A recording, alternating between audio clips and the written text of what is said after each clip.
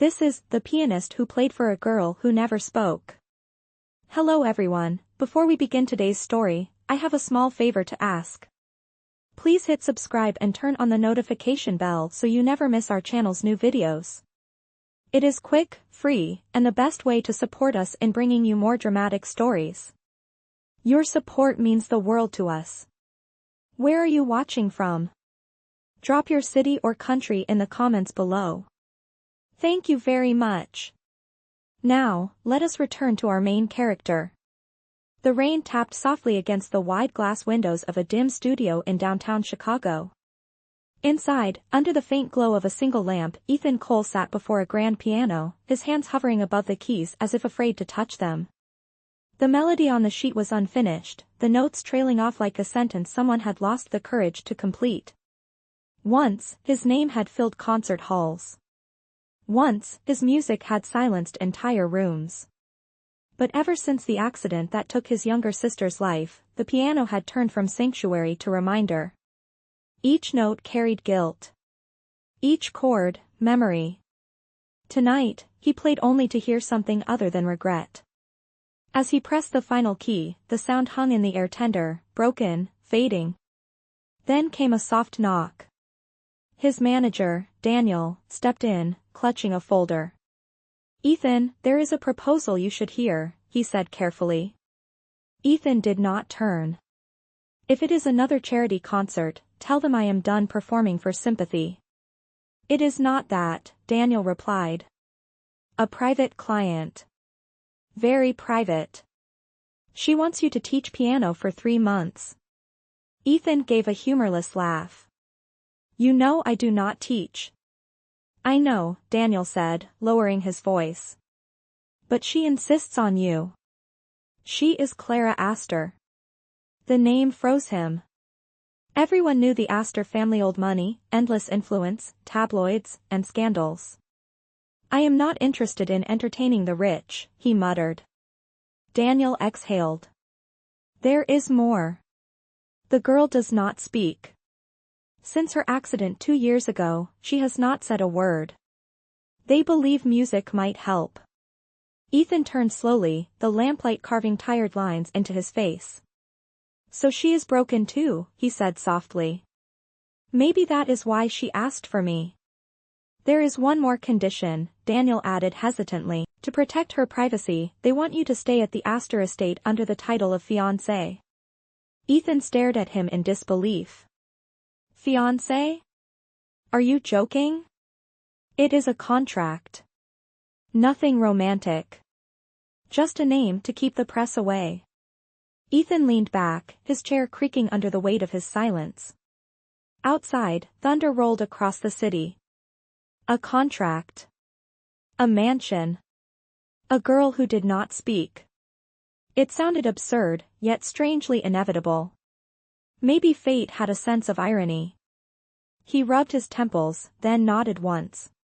"Fine," he said. "Tell them I will take the job. But I am not here to fall in love. I am here to make music." Daniel's relief was visible. "I will arrange the papers by morning." As the door closed behind him, Ethan looked back at the piano. He touched the worn ivory keys, the same ones that had carried him through every triumph and every loss. Somewhere in that silence, he could almost hear his sister's voice whispering, "Play again." And for the first time in years, he wanted to.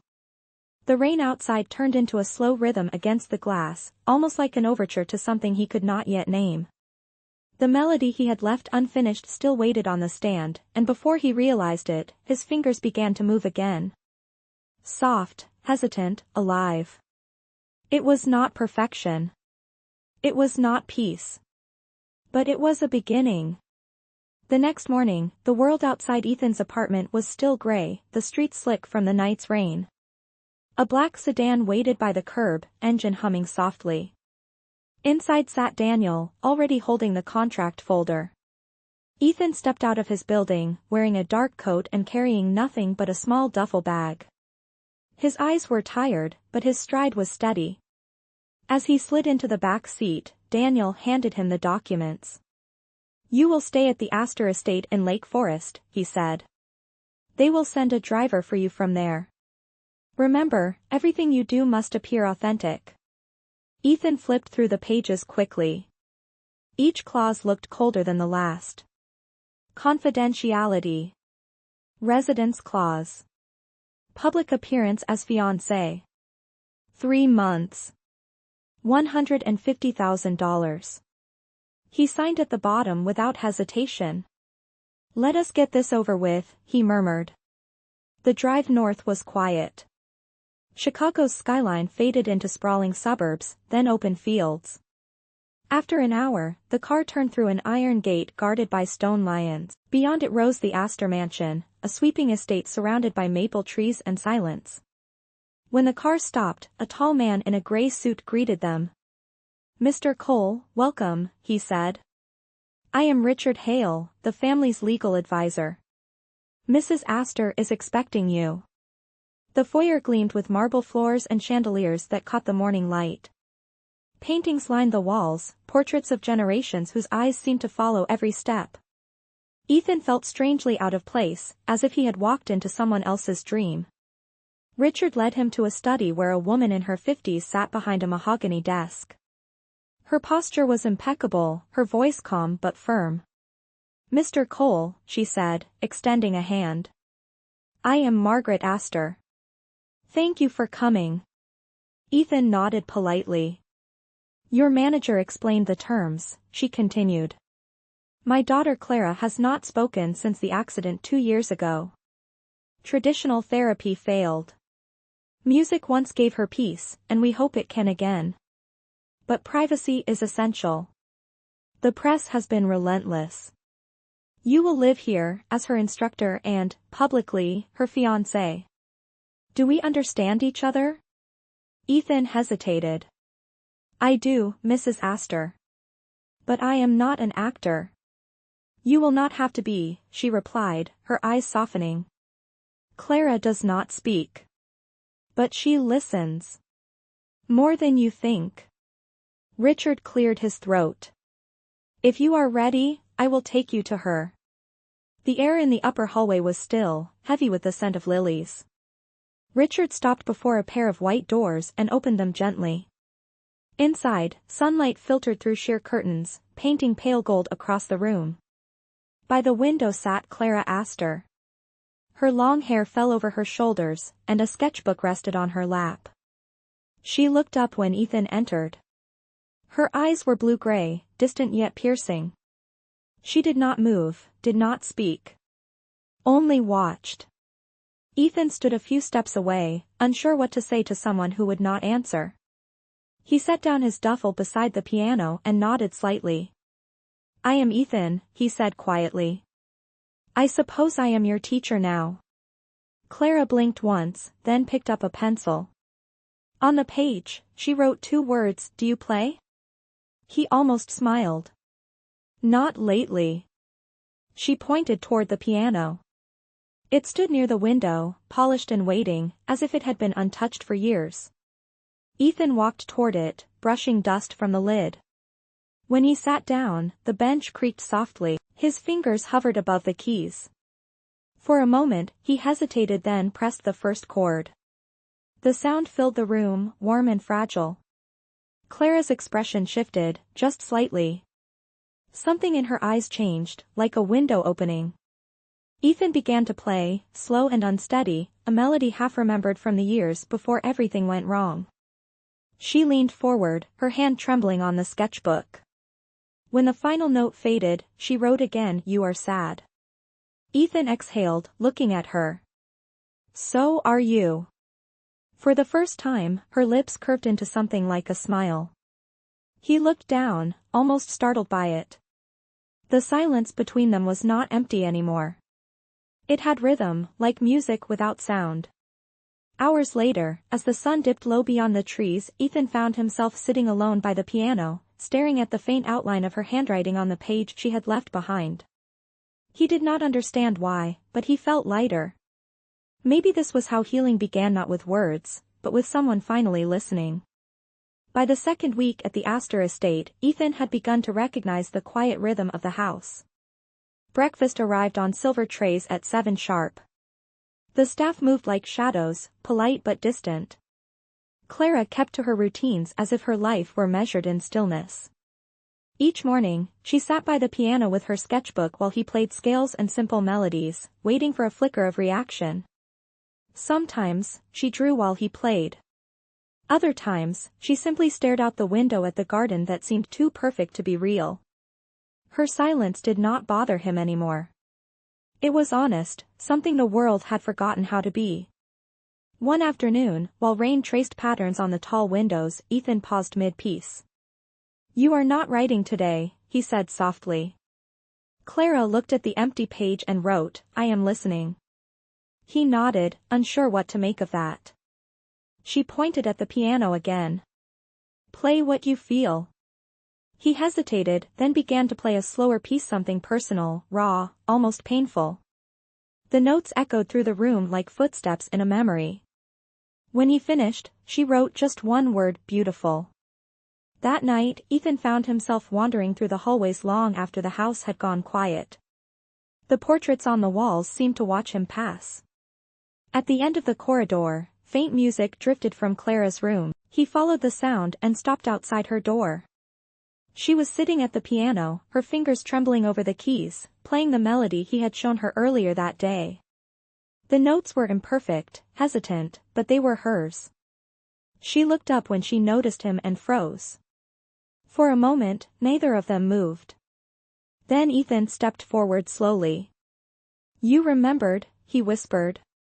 Clara nodded once and wrote on a slip of paper, "It helps me breathe." He smiled gently. "Then keep breathing." From that night on, lessons changed. They no longer followed sheet music. Instead, they talked through sound played, and she answered with written words, with small, careful touches on the keys. Music became their language. But as the days turned into weeks, the illusion of calm began to crack. The press started asking questions. Rumors of Clara's engagement surfaced again. At breakfast, Mrs. Astor entered the room with the morning paper. Her expression was tight. "It seems the world has noticed our little arrangement," she said, sliding the newspaper across the table. The headline read, "Heiress Clara Astor seen with mysterious fiancé." Ethan frowned. "We have not gone anywhere." Mrs. Astor sighed. "It does not matter. Perception is reality. Which is why, Mr. Cole, you will attend the charity gala with her next week." Ethan set down his cup. "A public appearance?" "It will silence the gossip," she said firmly. "You will act the part. Smile. Dance. Whatever it takes." Clara's pencil stopped midway on the page. She looked at her mother, then at Ethan, her eyes filled with quiet worry. Later, when they were alone, she wrote, "You do not like parties." He smiled faintly. "Neither do you." She nodded, then scribbled quickly, "But if we go together, maybe we will not have to talk." Ethan chuckled softly. "Deal." On the night of the gala, the mansion transformed into a sea of gold and crystal.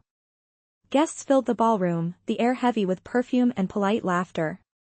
Clara entered on Ethan's arm, her silver gown shimmering under the lights. Every camera turned toward them. She kept her eyes low, fingers tightening around his. When the host asked her to say a few words, the room fell silent. She froze, her breath shallow. Ethan could see the panic in her eyes. He stepped forward, his voice calm and steady. "Clara expresses herself better through music," he said. "If you will allow her, she would like to share something different." He guided her to the piano, nodded once, and began to play. The melody was the same one they had practiced in secret, tender and haunting. Clara placed her hand beside his on the keys, adding a single note every few bars. It was imperfect and breathtaking. When the final chord faded, the room erupted into applause. Reporters forgot their questions. Mrs. Astor's eyes glistened with relief. Clara turned to Ethan, lips trembling, and mouthed a silent, "Thank you." He only smiled, whispering, "Always." That night, as they rode back to the estate, the city lights flickering beyond the car windows, Ethan glanced at her reflection in the glass. For the first time since he had arrived, the silence between them did not feel heavy. It felt alive. After the gala, everything at the Astor estate changed. Reporters who had once mocked Clara now called her the silent prodigy. Donations poured into the family's foundation, and for the first time in years, the name Astor was spoken with admiration instead of pity. But inside the mansion, life remained quiet. Clara spent more time in the music room, practicing the duet they had played at the gala. Ethan often watched her from the corner of the room, noticing how her hands had grown confident, how the silence around her had turned from isolation into focus. He did not admit it aloud, but he looked forward to every day she waited for him by the piano. One morning, he found her sitting by the open window, sunlight catching the strands of her hair. She had written something on the last page of her sketchbook. It said, "What happens when the contract ends?" Ethan froze. He had almost forgotten about the paper he had signed, the one that defined every smile, every moment they shared. "Then I suppose," he said slowly, "I go back to being a man who plays alone." Clara's eyes lowered, and she tore out the page. Later that evening, Mrs. Astor called Ethan into her study. "The arrangement has worked better than we hoped," she said. "Clara has improved, and the press has moved on. But we need one final appearance, her birthday charity event next month. After that, you will receive the remainder of your payment and be free to leave." Ethan nodded, trying not to show the sting in his chest. "Understood."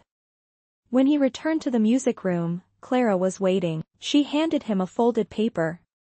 It was a hand-drawn music sheet titled "Silent Waltz." The melody was soft and unfinished, like a question. She wrote beneath it, "Will you finish this with me?" He looked at her, his throat tight. "Yes," he said quietly. "I will." The weeks that followed blurred into music and small smiles. They worked side by side every day, building the song note by note. When she made mistakes, he would gently guide her fingers, and she would roll her eyes, pretending to be annoyed. The staff began whispering that they were no longer pretending to be engaged. Even Mrs. Astor seemed to notice the difference in the way they looked at each other. On a quiet Sunday morning, Ethan walked into the garden and found Clara sitting on a stone bench surrounded by roses. She motioned for him to sit. On her notebook, she wrote, "You never talk about your sister." He hesitated, then said, "She was 16. She played violin. The night of her recital, I was driving. It was raining. I lost control." Clara placed a hand on his arm, gentle but steady. For a long moment, neither spoke. Then she wrote, "You are not what happened to you." Her words hit him deeper than he expected. He looked at her and whispered, "And you are not your silence." She smiled faintly, the kind that said more than any speech ever could. As the sun set, she took the sheet of music and began to play the first few lines of Silent Waltz. The melody drifted through the garden, light as air. Ethan joined in, and for a moment, everything else disappeared. Inside the house, Mrs. Astor watched from an upstairs window. Her expression was unreadable. The next morning, Ethan received a call from Daniel, his old manager. "You are in the papers again," Daniel said. "But this time, not for the gala. Someone leaked your contract. They are saying you are paid to pretend to be engaged. It is everywhere." Ethan's stomach dropped. "Who leaked it?" "I do not know," Daniel said. "But the story is spreading fast." Ethan hung up, his pulse racing. When he entered the music room, he found Mrs. Astor already there, holding the newspaper. Her face was pale. "The press knows," she said. "Do you have any idea what you have done?" "I did not leak it," he said firmly. "I swear." "It does not matter," she snapped. "Clara cannot face this humiliation. You need to leave before the reporters arrive." Clara entered at that moment, her eyes wide, confusion written across her face. Ethan tried to explain, but Mrs. Astor's voice cut through the room. "It is over, Mr. Cole. The contract is void." Clara grabbed the newspaper from her mother's hand. When she read the headline, her face fell. Ethan reached for her, but she stepped back, shaking her head. Tears welled in her eyes, and she turned and ran from the room. Ethan stood frozen, the echo of her footsteps fading down the hall. Outside, the sound of camera shutters grew louder as cars began to gather by the gate. He looked once more at the piano where her sheet music still lay open, the unfinished melody of Silent Waltz, and then he walked away. The rain began to fall again, just like the night it all began, blurring the lights of the mansion until everything disappeared. For 3 days after the scandal broke, the Astor mansion remained sealed off from the outside world. Reporters camped outside the gates, their cameras flashing every time a car passed. Ethan stayed in a small motel near the edge of Lake Forest, unable to sleep, unable to eat. His phone buzzed constantly with calls from Daniel and reporters demanding a statement, but he ignored them all. He could still see Clara's face when she looked at that headline: shock, betrayal, heartbreak. He had promised not to hurt her, and now he had done exactly that. On the 4th morning, he packed his bag and left the motel. The city's noise swallowed him whole as he took the train back to Chicago. He returned to his studio, the one-room apartment with the broken radiator and dusty piano. For hours, he sat at the keys, unable to play. Every note reminded him of her. Every silence sounded like her absence. Meanwhile, at the Astor estate, Clara refused to leave her room. Mrs. Astor tried to explain, to protect her, but Clara would not listen. She ripped the newspaper to pieces and locked herself away. Her mother stood outside the door, guilt creeping into her voice. "I did it to protect you," she whispered. But Clara could not hear. Her silence had returned, heavier than before. One evening, she sat at her piano and opened her sketchbook. On the first blank page, she wrote, "Why does truth hurt more than lies?" and closed it again. In the city, Ethan finally broke his own silence. He went to Daniel's office, slamming the contract onto the desk. "Find out who leaked this," he demanded. Daniel's face was grim. "I already did. It came from someone inside the Astor household. Likely Mrs. Astor herself." Ethan froze. Her mother? "She was trying to control the story before the press did," Daniel said quietly. "But the leak turned into wildfire. There is nothing left to fix." Ethan sank into the chair. For a long time, he said nothing. Then he stood up, determination setting in. "Then I will fix it myself." 2 days later, the annual Astor Foundation charity event was announced. The media called it Clara Astor's return. Ethan knew it was his only chance. He arrived at the venue uninvited, wearing the same black suit he had worn at the gala. Security tried to stop him, but Daniel, who had followed him there, managed to talk them down. Inside the ballroom, the crowd buzzed with curiosity. Reporters whispered as Clara appeared on stage in a pale blue gown. She looked fragile but composed, her hands resting on the piano. Mrs. Astor stood nearby, watching nervously. The host spoke into the microphone, praising the Astor family for their resilience. When Clara sat down to play, the audience fell silent.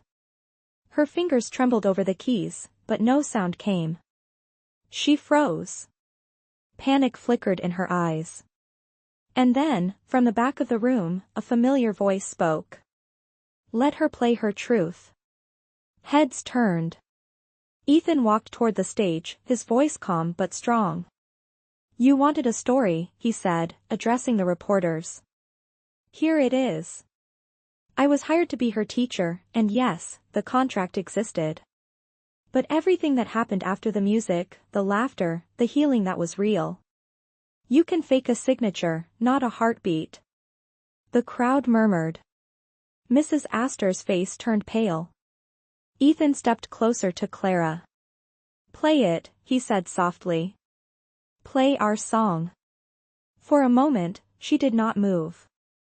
Then, slowly, she placed her hands on the piano. The first notes of Silent Waltz filled the room. It was shaky at first, uncertain.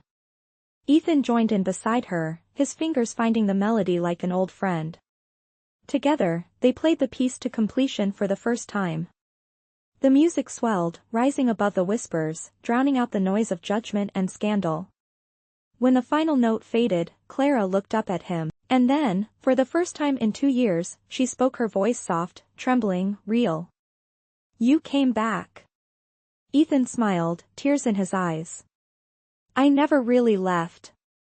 The audience erupted in applause, not for the performance, but for the moment they had witnessed two broken people choosing truth over fear.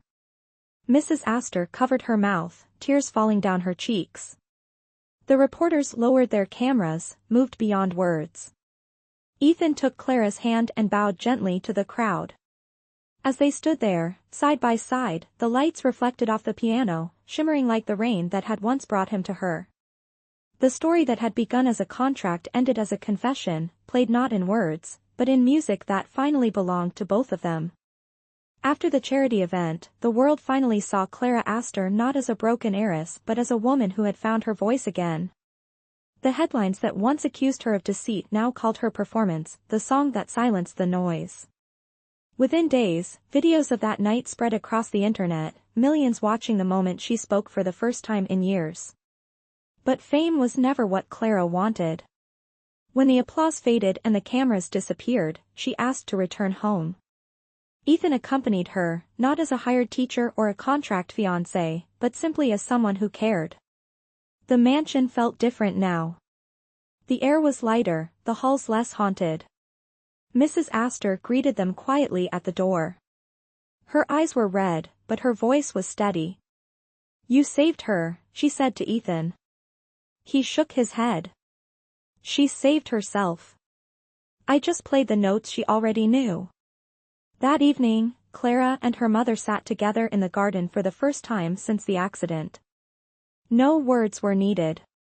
The silence between them was no longer a wall, but a bridge.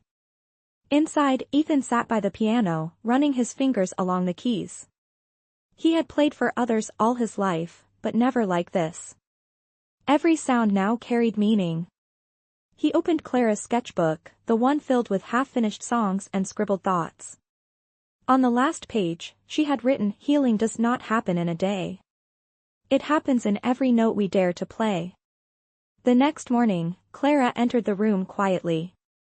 She was wearing a soft blue sweater and holding a cup of tea.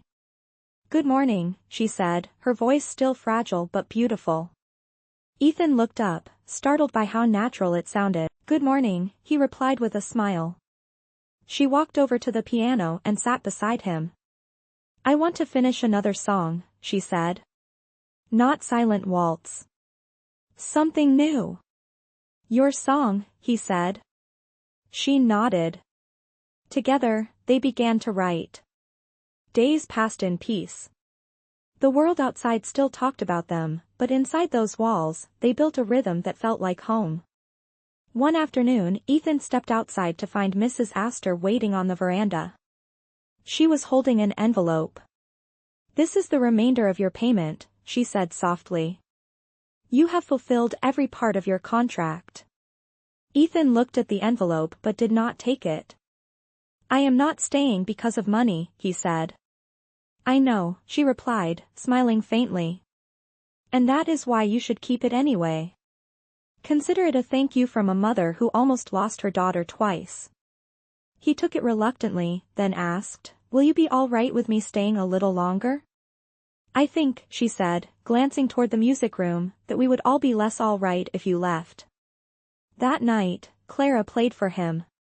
Not for practice, not for performance, just for him.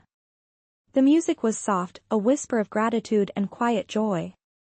When she finished, Ethan said, "You are ready to play for the world again." She shook her head. "Not yet. Maybe never. But I want to play for you." He could not speak for a moment. The walls he had built since the accident began to crumble. "You know," he said finally, "I used to believe music could not save anyone. And now, she asked. He smiled gently. Now I think it saved me too. As spring arrived, the estate bloomed again. Clara began to open the music rooms to children from the city, those who could not afford lessons but dreamed of touching the piano once in their lives. Ethan helped her teach, guiding their small hands with the same patience she once gave him. Every laugh, every note, filled the halls that had once echoed with emptiness. At the end of each day, when the students left, Clara would turn to Ethan and say softly, "Play the last song." And he would. Sometimes she sang with him, her voice blending with the piano like a promise neither of them had to put into words. One evening, as the sun dipped low behind the lake, Clara asked, "Do you think pain ever really disappears?" Ethan thought for a moment before answering. "No," he said, "but love makes it quiet." She reached out and took his hand. "Then I am glad you stayed long enough to teach me that." The camera flashes and headlines had long faded, but in that quiet house, their music continued. And every note told the same truth, that sometimes, love does not begin with a confession, but with two hearts that finally stop pretending they are broken. By the time summer arrived, the Astor estate had become more than a mansion. It was alive again. The gardens were filled with laughter from the children's music classes, and the once silent halls now carried melodies that seemed to breathe hope into every corner. Ethan had settled into a quiet rhythm, teaching, composing, and watching Clara rediscover the joy that had once been stolen from her. They no longer spoke about the contract or the scandal, it had faded into memory, replaced by something deeper and unspoken. One evening, after the last student had left, Clara found Ethan sitting by the piano, lost in thought. "You look like you are somewhere far away," she said softly. He smiled. "Just thinking how strange life is. I came here to teach someone how to play, but instead, I learned how to live again." Clara sat beside him, her expression warm and calm. "Do you ever miss the stage?" she asked. Ethan thought for a moment. "Sometimes. But not the applause. I miss the honesty of it. When music was just about truth." She nodded slowly. "Then maybe it is time to be honest again." From her sweater pocket, she pulled out a folded envelope. "What is this?" he asked. "An invitation," she said. "To the Chicago Philharmonic. They are hosting a charity concert for music therapy programs. They asked me to perform. And I told them I would only go if you came with me." Ethan blinked in surprise. "You want us to play together?" "We started this song together," she said simply. "We should finish it that way." He hesitated. It had been years since he had performed on a public stage. But when he looked into her eyes, he saw no fairy faith. "All right," he said finally. "We will play." The night of the concert arrived with a cool breeze sweeping through the city. Backstage, Clara adjusted the hem of her gown while Ethan tuned the piano. The familiar hum of the crowd reached them through the curtain. He glanced at her and said quietly, "No matter what happens out there, remember this is just another room. Another song." She nodded, smiling nervously. When the lights dimmed and they stepped onto the stage, the applause was gentle, respectful. They sat side by side, the same way they had in the Astor music room. The first notes of Silent Waltz echoed through the hall, delicate and steady. It was no longer a song of sorrow but of rebirth. Halfway through, Clara began to sing, not loud, not perfect, but full of life. The audience held its breath. When the final chord rang out, the silence that followed was heavier than sound. Then the room erupted in applause. People stood. Some cried. Ethan turned to Clara, and she whispered through her tears, "We did it." He smiled. "No, Clara. You did it." That night, as they left the concert hall, the city lights reflected on the river like fragments of the life they had rebuilt. There were no reporters this time, no headlines, just the quiet satisfaction of two souls who had found peace through the very thing that once broke them. As they walked hand in hand toward the waiting car, Clara said softly, "I think this is what healing sounds like." Ethan looked at her and replied, "No. This is what love sounds like." The weeks after the concert passed quietly, yet something in the air had changed. Ethan and Clara returned to the Astor estate, but it no longer felt like the place where their story had begun. It felt like home. The press called their performance the Song of Second Chances, and the reporters tried to reach them. They both chose silence. Their peace was worth more than attention. Every morning, they continued teaching children at the music room, filling the mansion with soft laughter and the hum of small, clumsy hands learning to dream. Yet beneath the calm, Ethan carried a thought he could not shake. One evening, he found himself standing by the lake, the last light of day shimmering across the water. He thought of how far they had come from a man haunted by guilt to someone who could breathe again. When Clara found him there, he turned with a small smile. "You know," he said softly, "there was a time when I believed my life ended the night of that accident."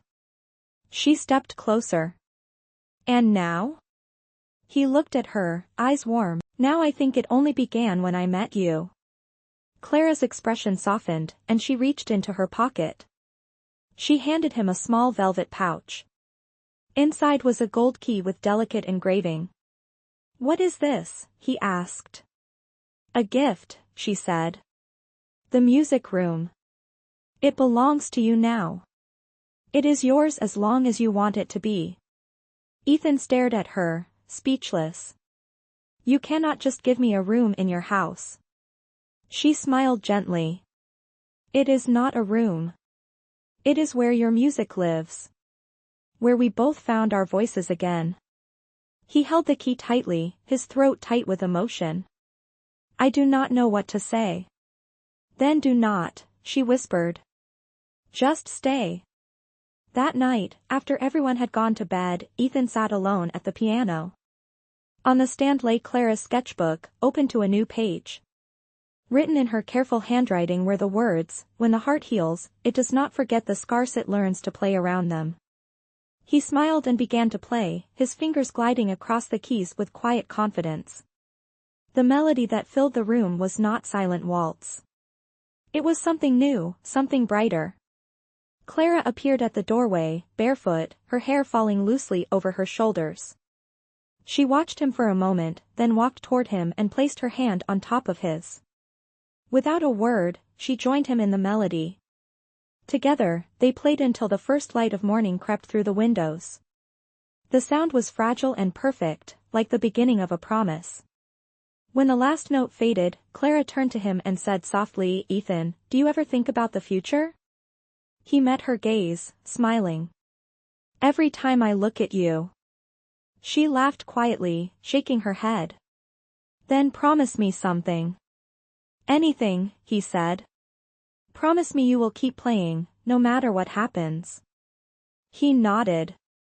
"As long as you are there to listen." Outside, the lake rippled in the dawnlight, carrying the reflection of two figures at the piano, no longer teacher and student, no longer contract and obligation, but something real. The silence that once defined them had transformed into music, and the music had turned into love. The following spring, the Astor estate bloomed brighter than ever. The garden was alive with color, and the sound of piano notes drifted through the open windows like a heartbeat. It had been a year since the concert that changed everything, and Ethan's life had found a rhythm he never thought possible. The music school they built together had grown beyond the estate, now reaching hundreds of students across the city. But for Ethan and Clara, the real music still lived in that same quiet room where everything began. One morning, as he tuned the piano, he noticed Clara pacing near the doorway, holding something behind her back. "You look nervous," he said, smiling. "That is unusual for you." She laughed softly. "Maybe it is because I have something to say." She walked over, her eyes shining with the same gentle light that had once pulled him out of darkness. "When I first met you, I could not speak," she said slowly, every word deliberate and calm. "You taught me how to find my voice. But you also taught me something else, that love does not need to be perfect to be true." Ethan looked at her, unsure what to say. She took a deep breath and pulled out a small black box. Inside was a silver ring, simple but elegant. I was supposed to be the one who needed saving, she said, her voice trembling. But I think we saved each other. So this time, I am asking. She held out the ring, her eyes steady on his. Will you marry me, for real this time? For a long moment, he could not move. Then he smiled, tears gathering in his eyes. You know, he said quietly, I was going to ask you the same thing. She laughed through her tears as he took the ring and slipped it onto her finger. I guess we are both terrible at waiting. Maybe, she said, smiling up at him, but at least we got it right. That evening, the estate was filled with music again. Friends, students, and family gathered for what they called the celebration of sound. There was no press, no stage, no cameras. Just warmth, laughter, and the melody that had always belonged to them. Ethan sat at the piano, and Clara stood beside him, her voice steady and clear as she sang the opening lines of Silent Waltz, now rewritten with words of hope. When she finished, he kissed her hand and said, The best mistake I ever made was walking into your silence. She smiled. And the best song I ever sang was the one you taught me to hear. The guests applauded softly, but neither of them heard. Their eyes were on each other, their hearts beating in perfect time. As the night deepened, the lights from the house spilled across the lawn, and the faint sound of music carried out toward the lake. In the reflection of the water, two figures danced slowly, their laughter blending with the piano's echo. The story that began as a contract had become something timeless, proof that love, like music, only truly lives when it is played from the heart. And when the final note faded into the night, Ethan whispered against her hair, You were never the girl who never spoke. You were the one who taught me how to listen.